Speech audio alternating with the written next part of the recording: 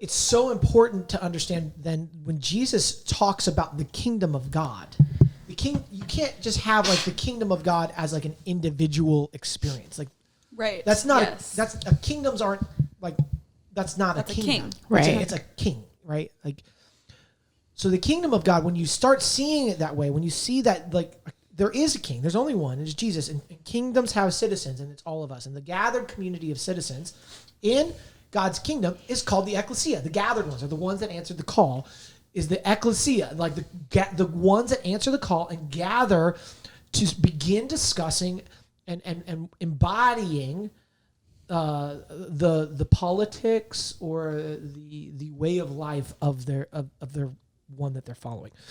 So that I think is massively important, that the church is like this. I'm going to throw a couple big words out.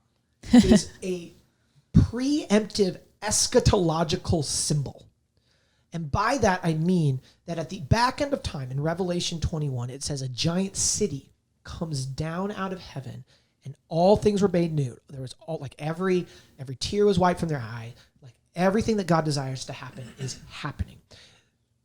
The church, while imperfect, is the preemptive embodiment of that kingdom here on earth, of people mutually submitting to one another, repenting of their sin, asking for forgiveness, reconciling, becoming made more like Jesus in the context of community, bearing one another's burdens, calling out evil in the world and in themselves.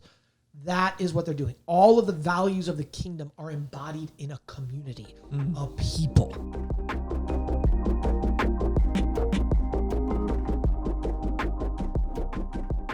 Thanks for watching. If you enjoyed this video, like it, subscribe to our channel, and turn on notifications so you can stay tuned for all of our content.